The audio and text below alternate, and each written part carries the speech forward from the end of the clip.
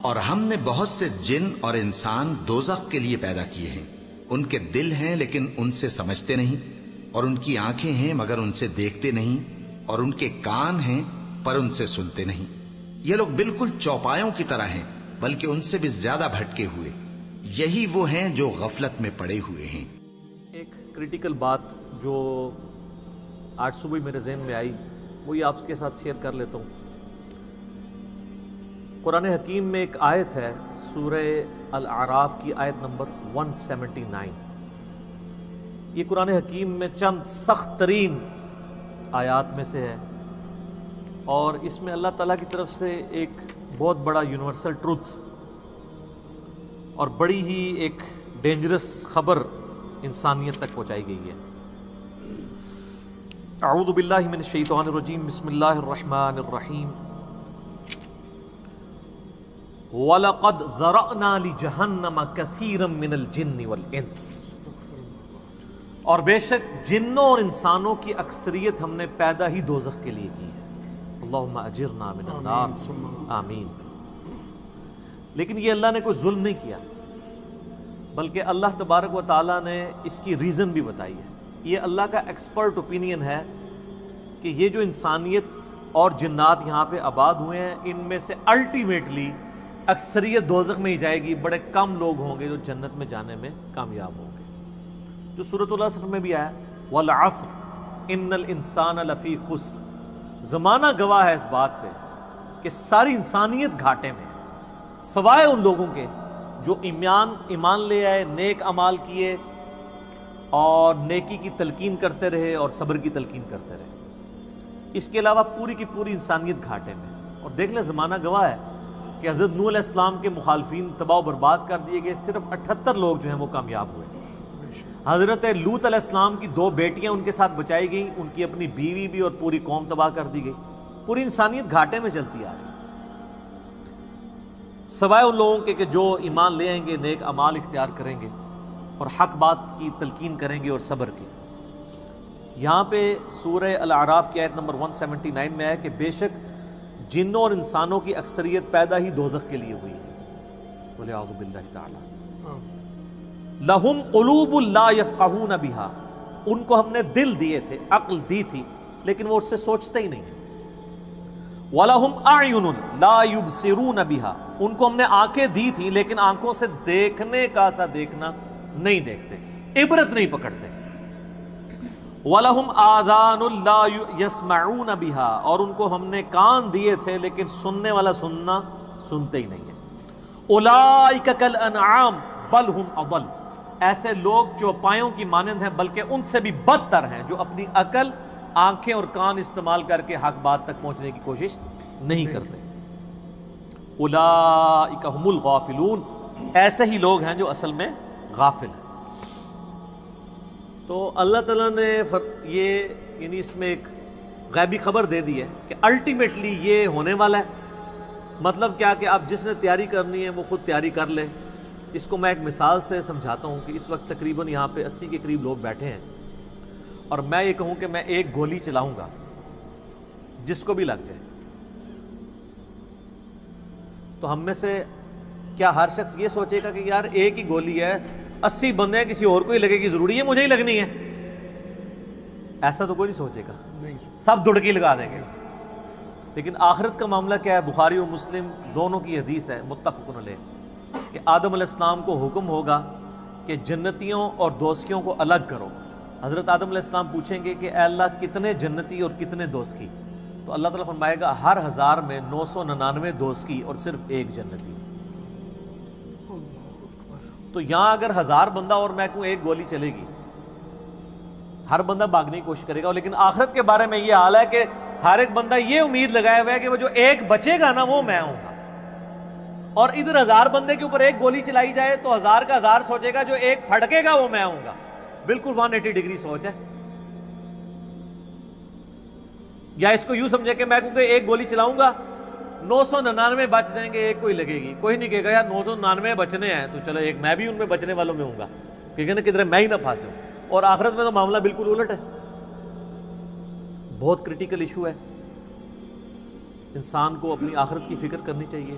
اللہ کو سیریس لینا چاہیے. جو لوگ دنیا میں اللہ کو سیریس لیتے ہیں وہی اپنی اصلاح کر لیتے ہیں، ورنہ اللہ تو بے پرواہ ہے. یقین کریں پوری کی پوری انسانیت دوزخ میں چلی جائے اللہ کو کوئی پرواہ نہیں ہے، پوری کی پوری انسانیت جنت میں چلی جائے اللہ کو کوئی پرواہ نہیں ہے. اور یہ جو اکثر لوگ مثالیں دیتے ہیں کہ جی دیکھیں کوئی ماں اپنے بچے کو کیسے دوزخ میں پھینک سکتی ہے، تو اللہ تعالیٰ تو ماں سے بھی بڑھ کے محبت کرتا ہے، وہ کیسے پھینکے گا؟ بھائی اس لیے پھینکے گا کہ اللہ تعالیٰ کے وہ احساسات نہیں ہیں جو ایک ماں کے ہوتے ہیں. ماں تو اپنی نفسانی خواہش یا محبت کی وجہ سے مغلوب ہو جاتی ہے، لیکن اللہ مغلوب نہیں ہوتا. اللہ تعالیٰ کیا فرعون سے اس کی ماں سے بڑھ کے محبت کرتا ہے جو اس کا باغی ہے؟ یہ محبت تو ان لوگوں کے لیے جو اس کے تابع فرمان ہو. جو اللہ کے دشمن ہیں ان کے بارے میں تو اللہ تعالیٰ فرماتا ہے انا من المجرمین منتقمون، ہم مجرموں سے انتقام لے کے چھوڑیں گے. ان کے لیے یہ معاملہ نہیں ہے. ہمیں تو یہ بتایا گیا ہے اللہ تعالیٰ ایک بوڑھی نانی اماں ہے جس نے یہ ایک نعوذ باللہ ایک سسٹم چلایا ہوا ہے، اینڈ پہ سب کچھ چھوڑ دے گا. نہ، اگر یہ بات ہوتی تو انبیاء کرام علیہ السلام کی تعلیمات اس طرح کی نہ ہوتی کہ لوگ جو ہے وہ کیجول زندگی گزارنا شروع کرتے ہیں. بڑی سٹرکٹ تعلیمات ہیں. جامع ترمذی میں حدیث ہے کہ سیدنا عثمان غنی رضی اللہ تعالیٰ عنہ علیہ السلام کے بارے میں آتا ہے کہ وہ جب کبھی قبرستان جاتے تو اتنا روتے کہ ان کی داڑھی آنسوؤں سے تر ہو جاتی. تو اصحاب پوچھتے کہ آپ کے سامنے جب جہنم کا ذکر ہوتا ہے آپ پہ اتنی خشیت طاری نہیں ہوتی، لیکن قبرستان میں قبر کے سامنے یہ معاملات آپ کے ساتھ کیوں ہوتے؟ تو انہوں نے کہا کہ میں نے نبی علیہ السلام سے خود سنا تھا کہ قبر آخرت کی منزلوں میں سے پہلی منزل ہے، جس کی یہ منزل پھنس گئی اس کی اگلی منازل مشکل ہو جائے گی، اور جس کی یہ منزل آسان ہوئی اس کی اگلی منازل آسان ہوتی چلی جائے گی. یہ وہ شخص کہہ رہا ہے جسے 3 دفعہ جنت کی بشارت ملی ہوئی ہے. ہمارے پاس کوئی جنت کا ٹکٹ نہیں ہے اور ہماری بے پرواہی اپنے عروج کے اوپر ہے. اسی کو پنجابی میں کہا جاتا ہے نا، عقل نہ ہوئے تے موجیں ہی موجاں، عقل ہوئے تے سوچیں ہی سوچاں. جسے عقل نہیں ہوگی وہ موجیں مارے گا کیونکہ اسے پتہ نہیں ہے نا، لیکن جسے عقل ہوگی وہ سوچے گا کہ یار یہ معاملہ تو بڑا خطرناک ہو جائے گا. صحیح بخاری میں حدیث ہے، نبی علیہ السلام نے فرمایا آپ ایک جگہ سے گزرے، کچھ اصحاب آپس میں یعنی ہنسی مذاق کرتے ہوئے ہنس رہے تھے، تو آپ کھڑے ہو گئے. آپ نے فرمایا جو کچھ میں جانتا ہوں نا اگر تم جان لیتے تو بہت کم ہنستے، زیادہ رویا کرتے. بہت سیریس کیس ہونے والا ہے. صحیح مسلم میں حدیث ہے، آپ علیہ السلام فرمایا میں نے ارادہ کیا کہ میں اللہ سے دعا کروں کہ تمہیں عذاب قبر سنوا دے. دکھانے والی تو کہانی ختم سر، سنوا دے. لیکن مجھے ڈر ہوا کہ اگر تم نے عذاب قبر سن لیا تم اپنے مردوں کو دفنا نہیں چھوڑ دو، ایسی خشیت تم پہ طاری ہو جائے. لیکن یہ اللہ تعالیٰ نے سب کچھ پردے میں رکھا ہوا ہے سر. صحیح بخاری میں حدیث ہے کہ میت جو ہے وہ چارپائی پہ کلام کرتی ہے. نیک میت کہتی ہے مجھے جلدی جلدی میری جگہ کی طرف لے چلو، اور جو بری میت ہے وہ چیخو پکار کرتی ہے کہ مجھے کہاں لے کر جا رہے ہو.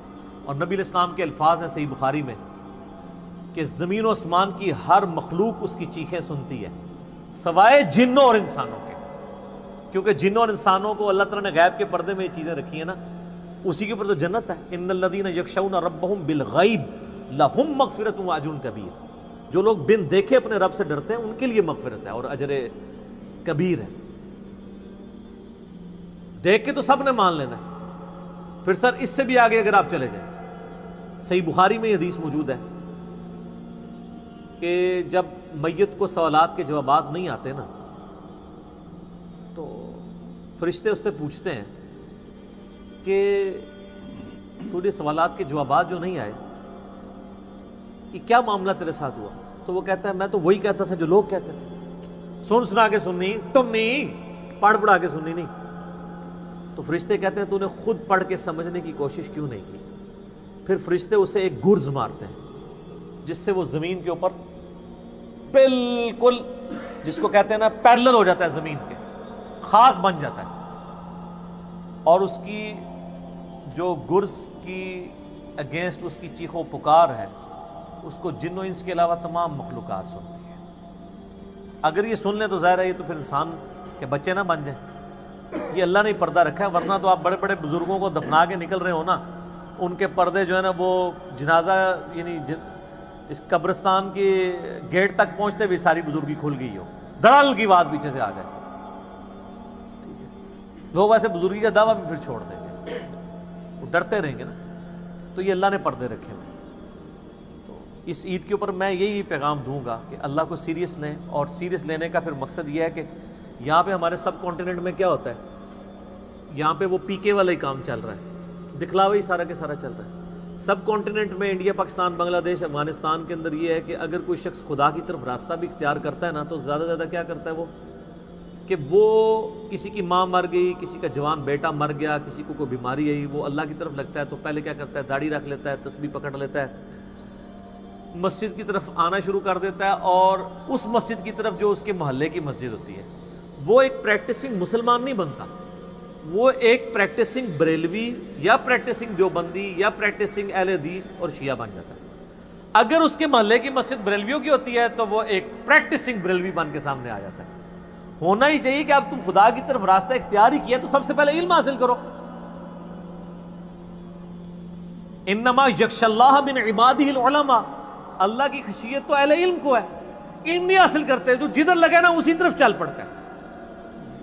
ہونا تو چاہیے کہ آپ پہلے ہی دیکھیں کہ میں قرآن و سنت کا علم حاصل کروں, میں دیکھوں کہ یار کون سے نظریات درست ہیں, کن چیزوں کے اوپر اللہ تعالیٰ نے پکڑ کرنی ہے, کن چیزوں کے اوپر اللہ تعالیٰ نے فرائض میرے اوپر لگائے ہیں. وہ کوئی بھی علم نہیں حاصل کرتا, کوئی جدھر لگا ہے ادھر. ہمارے محلے میں نے بتایا کہ ایک پوری فیملی قادیانی ہو گئی تھی, میری پیدائش سے پہلے کی بات ہے.